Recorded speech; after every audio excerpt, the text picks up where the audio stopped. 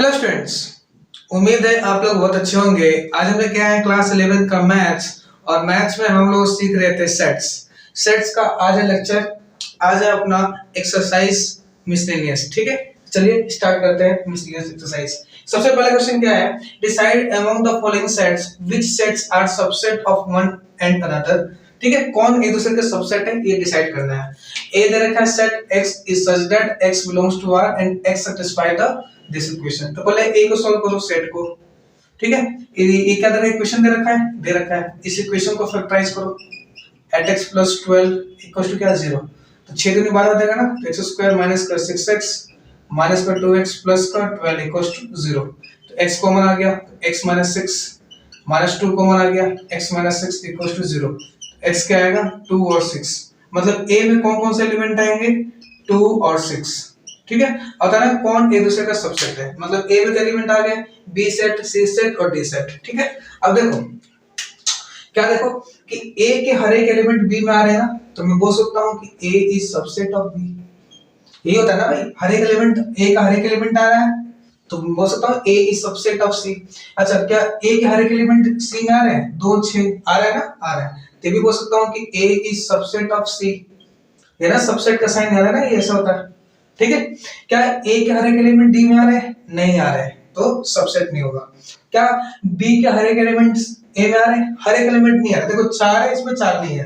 क्या b के हर एक एलिमेंट इसमें आ रहे हैं, आ रहे हैं, तो मैं बोल सकता हूं कि b is subset of what c। क्या b के हर एक एलिमेंट d में आ रहे हैं, b के हर एक एलिमेंट d में आ रहे हैं, नहीं आ रहे ना, नहीं आ रहे। क्या c के हर एक एलिमेंट इसमें आ रहे हैं, नहीं आ रहे, इसमें आ रहे हैं, नहीं आ रहे, इसमें आ रहे हैं, नहीं आ रहे। क्या d के हर एक एलिमेंट a में आ रहा है, आ रहा है, तो मैं भी बोल सकता हूं कि d is subset of a। d का हर एक एलिमेंट किसमें आ रहा है, b में आ रहा है, तो बोल सकता हूं कि d is subset of what b। अब d का हर एक एलिमेंट c में भी आ रहा है, तो d is subset of what c। ठीक है, तो ये हो गया इनका रिलेशन। कोई दिक्कत? सिंपल है ना, सिंपल है। नोट करिए, क्वेश्चन नंबर सेकंड लेते हैं। आया समझ में? आया। चलिए next question number second. Question number second ये कहता है कि ये स्टेटमेंट दे रखा है, आपको बताना है कि स्टेटमेंट ट्रू है कि फॉल्स है। ठीक है, चलिए बात करते हैं। पहला क्वेश्चन क्या है, if x belongs to a and a belongs to b then x belongs to b।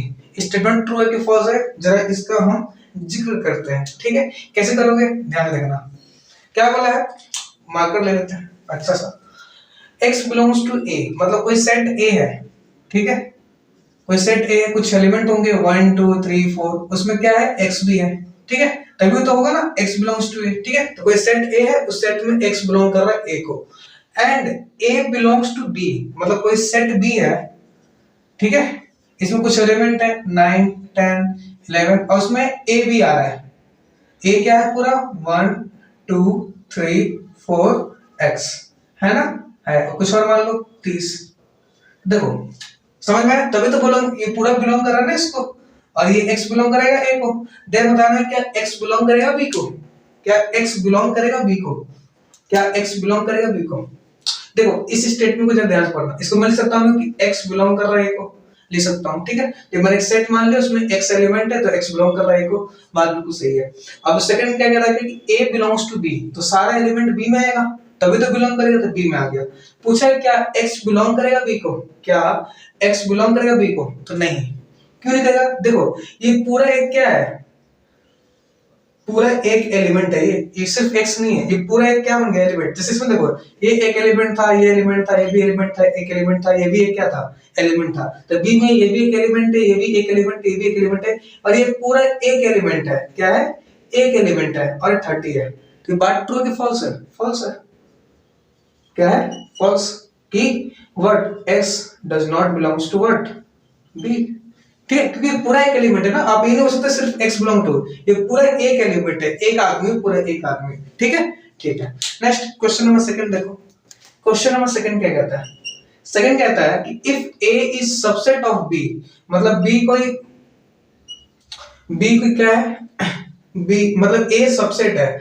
a जैसे मान लेते हैं कोई a में एलिमेंट है 1 और b में एलिमेंट है 1 2 3। ठीक है। तो बोला कि ए इज सबसेट ऑफ बी, तो क्या ए के हर एक एलिमेंट बी में आ रहे हैं? आ रहे हैं। तो बोल सकता हूँ एंड बी बिलोंग्स टू सी, मतलब जो बी और सी एक सी सेट है, मान लेते हैं 1 2 3 4 5, देखो बी बिलोंग कर रहा है ना सी के, बी के हर एक एलिमेंट सी में आ रहे हैं, तो बोल सकता हूँ। देन पहले क्या था, कंडीशन वाइज फॉलो करना है बस। A is subset of B, मतलब एक सेट A ले लिया 1 एलिमेंट, एक सेट B ले लिया 1 2 3 है, देखा A के हर एक एलिमेंट B में आ रहा है, तो मैं बोल सकता हूँ कि A is subset of B, ठीक है। फिर बोला B बिलोंग्स टू C, तो एक सेट C मान लेता हूँ, अब B बिलोंग कर रहा है मतलब B के हर एक एलिमेंट इसमें आना चाहिए, तो B के हर एक एलिमेंट आ रहे हैं, मतलब बोल सकता हूँ कि B belongs to C, B belongs to C, क्या बोला है? B बिलोंग्स टू C, एक मिनट, तो B कहाँ? ये रहा, तो B ये पूरा एक है, ठीक है, 3 4 5, मानते हैं 6 4 5 है, ठीक है। तो देखो B के हर एक एलिमेंट C में आ रहे हैं ना, आ रहे हैं, ये B पूरा था, तो B बिलोंग्स टू C, बोल सकता हूँ। Then A belongs to C, A किसको बिलोंग करेगा? C को, इसमें 1 है, देखो ये पूरा एक एलिमेंट है, मैं फिर बोल रहा हूँ, ये पूरा क्या है? एक एलिमेंट है, ये पूरा एक एलिमेंट है, पूरा एक एलिमेंट है, इसमें पूरा एक एलिमेंट है, तो इस पूरा एक नहीं है, इस एक इसको बिलोंग नहीं कर रहा है, क्योंकि ये पूरा एक एलिमेंट है, ठीक है। तो मैं क्या बोल सकता हूँ कि A does not belongs to C, इस स्टेटमेंट क्या है? फॉल्स है, क्या है? फॉल्स, ठीक है, ठीक है। नेक्स्ट थर्ड क्वेश्चन क्या है? थर्ड क्वेश्चन देखो, थर्ड क्वेश्चन है if A is subset of B, मान लेते हैं सेट A है, कोई एलिमेंट है, सबसेट है B का, तो कोई B है 1 2 3, देखो A के हर एक एलिमेंट B में आ रहे हैं, तो सबसेट हो गया। And B is subset of C, B क्या है? सबसेट है C का, तो C है, तो 1 2 3 4 5 6 7, ठीक है। तो देखो B सबसेट है C का, तो B का हर एक एलिमेंट C में आना चाहिए। अब यहाँ पे कंफ्यूजन क्या क्रिएट होता है, आपने यहाँ पे देखो सेट में लिखा है, मतलब जो भी एलिमेंट B के थे उसको ऐसे लिखा है, आपने B के एलिमेंट को ऐसे क्यों लिख दिया? तो मैं बोलूंगा देखो यहाँ पे बिलोंग का साइन था, बिलोंग का साइन था, जबकि यहाँ पे किसका साइन है? सबसेट का, तो सबसेट को हम ऐसे ही लिखते हैं, जब भी बिलोंग का साइन होगा ना तो हम ऐसे कर्ली ब्रैकेट में लिखेंगे, उसको एक सेट बना के लिखते हैं। बात समझ में आई? ठीक है, आया समझ में? आया? देन देखो तो बी मतलब सारे एलिमेंट आ रहे हैं ना, तो मैं बोल सकता हूँ कि B is subset of C, then A is subset of C, A subset है C का, तो देखो A है, तो यस, ये क्या होगा? ट्रू, क्या होगा? ट्रू। बात समझ में आई? थर्ड क्वेश्चन मिटाओ, उसको नोट कर लो पहले, उसका सोल्व करते हैं। बात समझ में आई? फोर्थ क्वेश्चन देखो क्या कहता है, फोर्थ क्वेश्चन क्या कहता है? फोर्थ क्वेश्चन कहता है कि if A is not subset of B, मान लेते हैं कोई एक सेट है 1 और B कोई सेट है जैसे 2 3 4, तो देखो A के एलिमेंट नहीं आ रहे B में, तो प्रूफ हो गया A is not subset of B, and B is not subset of C, B C का भी सबसेट नहीं है, ठीक है। तो इसमें 10 11 12, तो B के एलिमेंट आ नहीं रहे तो भी सबसेट नहीं है, then is A is not subset of C, तो A is not subset, yes true, ठीक है, यस ट्रू है। बात समझ में आई? नेक्स्ट फिफ्थ क्वेश्चन देखो, फिफ्थ क्वेश्चन क्या कहता है, if x belongs to A, तो कोई सेट A है, उसमें 1 2 3 कुछ x 4 एलिमेंट है, तो x बिलोंग्स टू A कर रहा है, and A is not subset of B, A subset नहीं है B का, मतलब B 10 15 16, तो A is not subset of B, ठीक है। A सबसेट नहीं है ना B का, देख रहे हैं ना, A के एलिमेंट ही नहीं आया इसमें, तो is not subset of B। Then x belongs to B, तो क्या x बिलोंग करे B को? नो, फॉल्स, कहां कर रहा है x, कहां कर रहा है इसमें, x है ही नहीं, ठीक है। नेक्स्ट फिफ्थ क्वेश्चन, इसको मिटा दो, मिटा दो।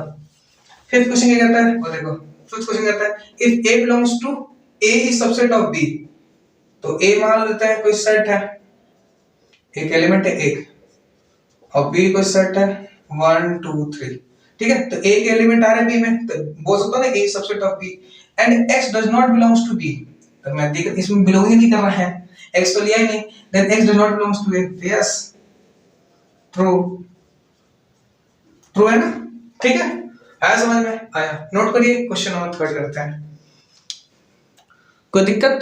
कोई दिक्कत नहीं। चलिए नेक्स्ट क्वेश्चन नंबर थर्ड।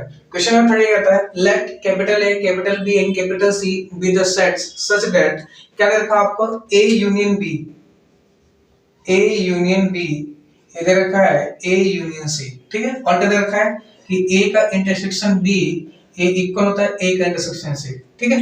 देखो ये मिसलेनियस एक्सरसाइज है, थोड़ा आपको दिक्कत आएगी इसमें, थोड़ा टफ है, ठीक है, लेकिन जब आप 2 3 बार 4 बार प्रैक्टिस कर लोगे ना तो आपको चीजें इजी पड़ जाएंगी, ठीक है। तो ये आपके प्रैक्टिस पे डिपेंड करेगा, ठीक है। चलिए करते हैं। अब ए यूनियन बी दे रखा है और ए यूनियन सी इक्वल दे रखा है, तो मैं क्या करता हूँ, मैं ए यूनियन बी मैं दोनों साइड कराता हूँ इंटरसेक्शन बी का, किसे कराता हूँ, बी का इंटरसेक्शन, ठीक है, बी का इंटरसेक्शन।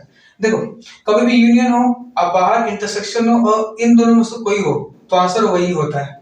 कहने का मतलब क्या है, जैसे मान लो ए सेट है अपने पास, एलिमेंट 1 है, बी एक सेट है जिसमें एलिमेंट 1 2 है, और ए इंटरसेक्शन बी करूं तो ए इंटरसेक्शन बी करूं तो कितना आएगा, 1 आएगा ना। अब देखो ये 1 किस इक्वल है, ए के इक्वल है, किसके इक्वल है, ए के, सॉरी पहले ए यूनियन बी करना है, ए यूनियन बी करूं मैं, ए यूनियन बी है ना, ए बी है तो ए यूनियन बी कितना आएगा भाई, 1 2, ठीक है।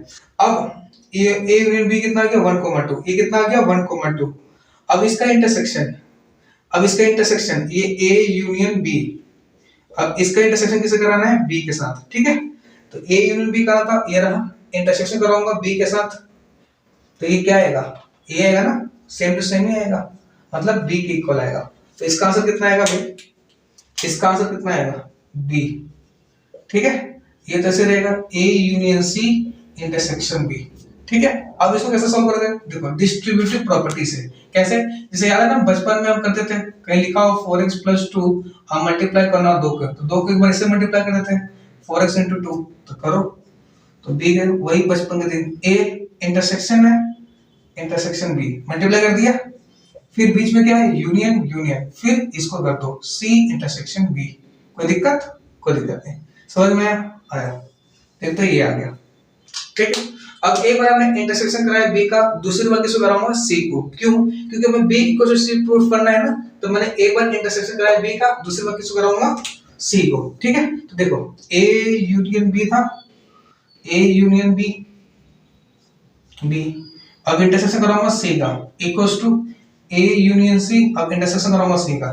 देखो यहाँ पे इसका आंसर कितना आ रहा था, यूनियन था, इंटरसेक्शन में इन दोनों में से कोई सा है ना, तो आंसर, अगर मान लो बी था तो बी था, अगर यहाँ पे ए आ रहा तो ए आंसर आता। इस तरह इसको देखो, यहाँ पे दोनों यूनियन है, इंटरसेक्शन सी है, तो इसका आंसर कितना आने वाला है, सी। अब इसको क्या करोगे, multiply A intersection C union B intersection C, कोई दिक्कत, कोई दिक्कत नहीं, तो ये हमारा सी आ गया, आ गया ना, आ गया। अब देखो यहाँ पे ए इंटरसेक्शन बी है, यूनियन बी इंटरसेक्शन सी है, यहाँ पे ए इंटरसेक्शन बी है, यूनियन सी इंटरसेक्शन बी है।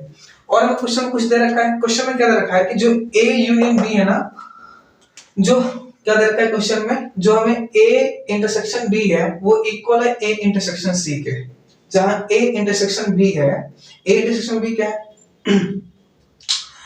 ए इंटरसेक्शन बी, एक तो ये क्वेश्चन है, एक क्वेश्चन ये है, आ गया ना, आ गया।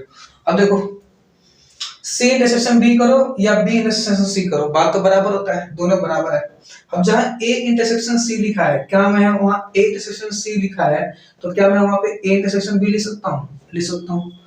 पुट इन इक्वेशन 2, क्या पुट करो कि ए इंटरसेक्शन बी ये बराबर है ए इंटरसेक्शन सी, ये क्वेश्चन में दे रखा है, तो जहां पे ए इंटरसेक्शन सी है वहां पे क्या लिख सकता हूं, ए इंटरसेक्शन बी लिख दो ना, फिर इंटरसेक्शन बी इंटरसेक्शन सी, और किसको लाएगा, सी के आएगा, हाँ ठीक है।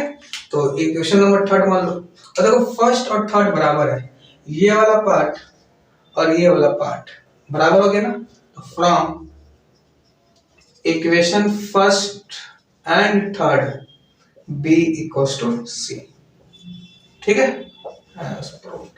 कोई दिक्कत, कोई, अगर ये दोनों बराबर है तो मतलब ये दोनों भी क्या होंगे, बराबर होंगे। बात समझ में आई, नोट करिए, क्वेश्चन नंबर 4 करते हैं। कोई दिक्कत, कोई दिक्कत नहीं।